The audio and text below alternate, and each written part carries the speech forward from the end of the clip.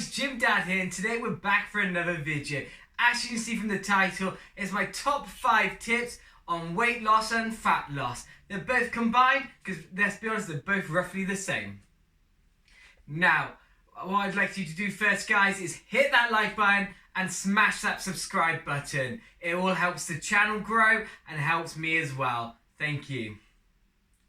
Tip 5 is cardio. Now, cardio is a great form of exercise. It is also great to help you burn extra calories. But like I say, with cardio, the downfall of it is that when you stop doing it, you stop improving, you stop burning the calories, and you stop being fit, really. That's obviously if you're not doing anything else. Cardio, like I say, is great for improving your cardiovascular system and the strength of your heart as well. So the overall health of your respiratory system will improve with cardio over duration of time and obviously consistency.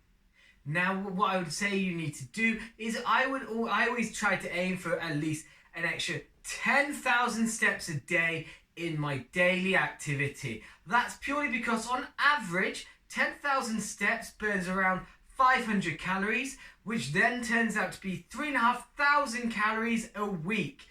And then that is, on average, 1 pound of fat. So just think about in your day, if you can improve on your steps and get that 10,000 in, that's why it's the magic number, then you can, on theoretically, burn an extra pound of fat a week if your nutrition, your training is on point as well. How easy is that? That is absolutely simple. Now, tip number 4, that is my favourite. It is strength training, weight training. This can either be in the gym or at home or anywhere else. You don't have to have weights. You can use body weighted exercises to improve your strength training. You'll be able to put on lean muscle, which will in the long term improve your metabolic rate. It will help you burn more calories when rested, as muscle requires more energy from your body than fat does. You will also look better as you will put on the muscle.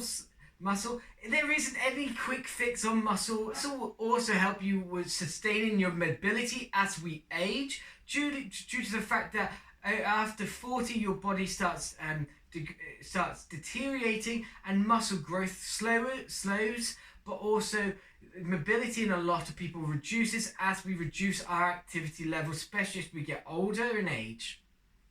An example would be if you were to do squats constantly with weights, without weights, you are still activating the leg muscle.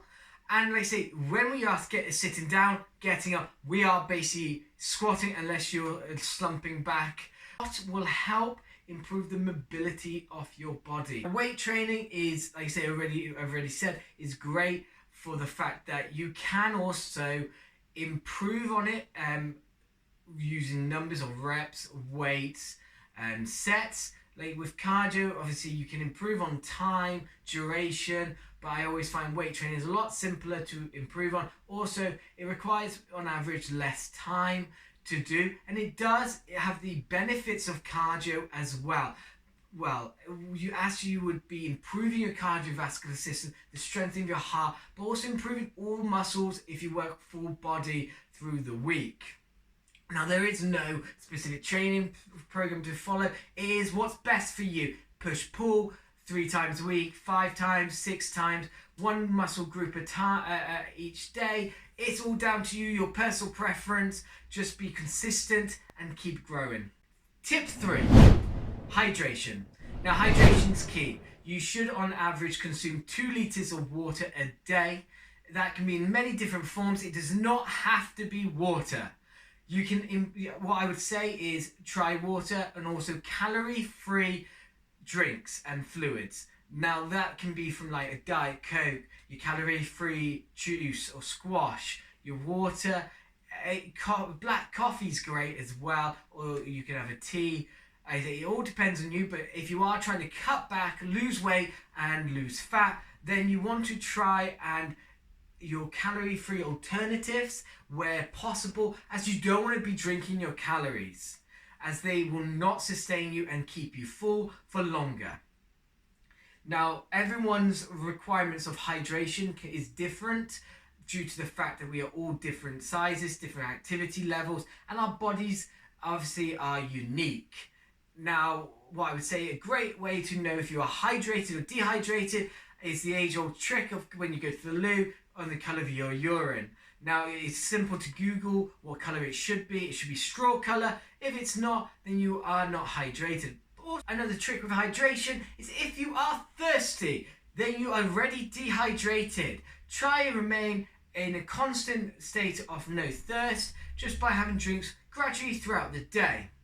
There is really no limit to it, but obviously if you drink too much in excess, you can have other side effects and consequences to your body.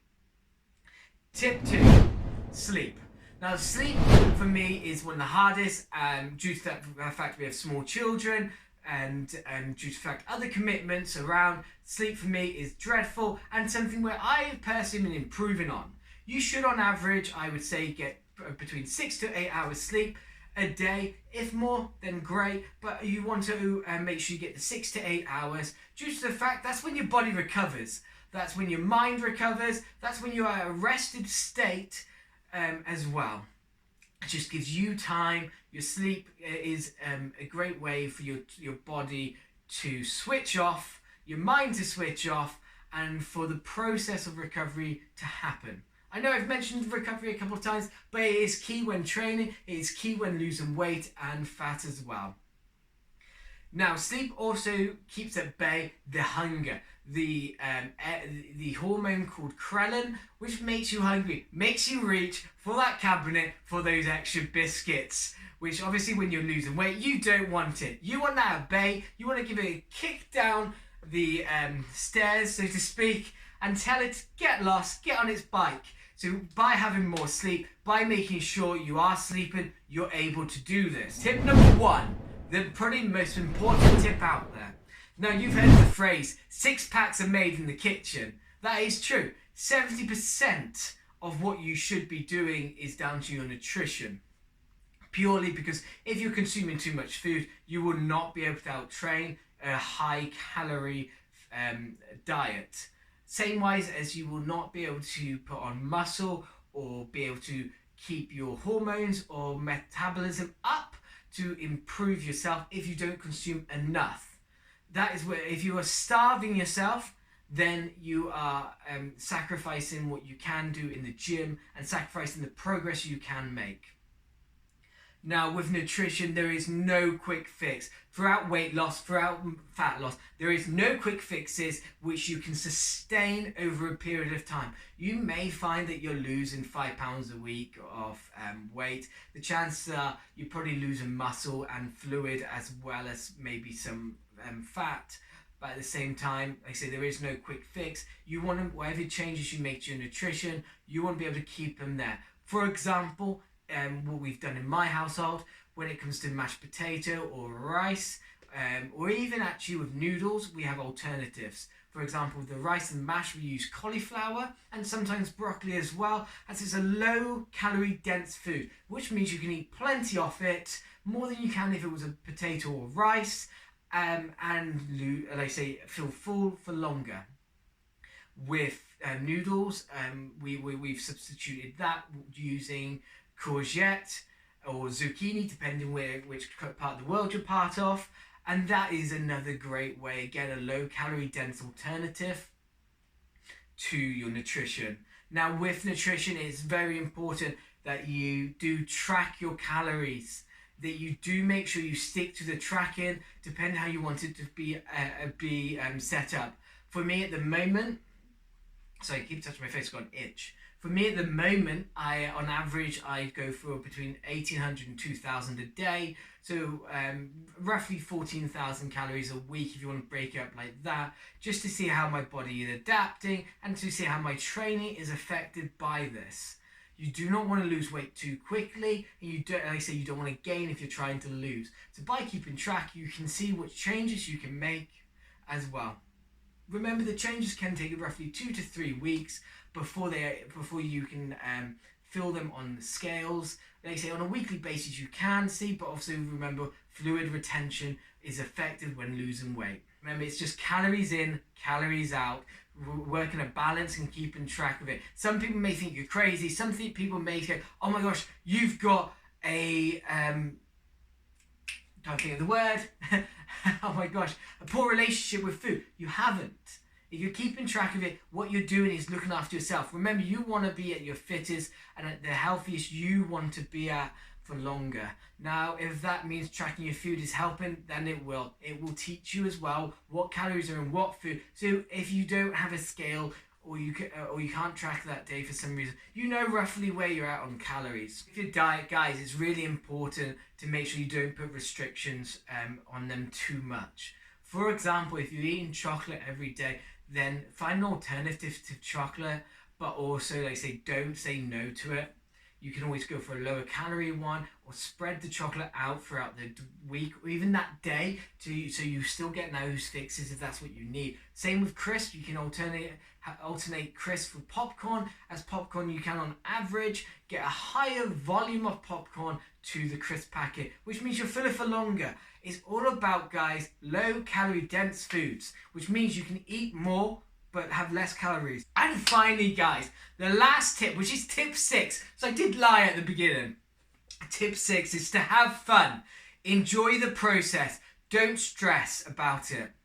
It all happens with time, with consistency, and by digging deep, you will make changes. So remember, guys, what you need to take from this video is the top 5 are cardio, weight training, hydration, sleep, your nutrition. They're the 5 top tips for fat loss and weight loss. I say, please do hit the like button, smash that subscribe button. I'll catch you next time for another video. Oh, before I forget, this February coming your way is Fituary. It will be a 28 days of cardio HIIT training. Don't forget, guys, hit the bell icon as well and you will be able to see Fituary and participate. Bye.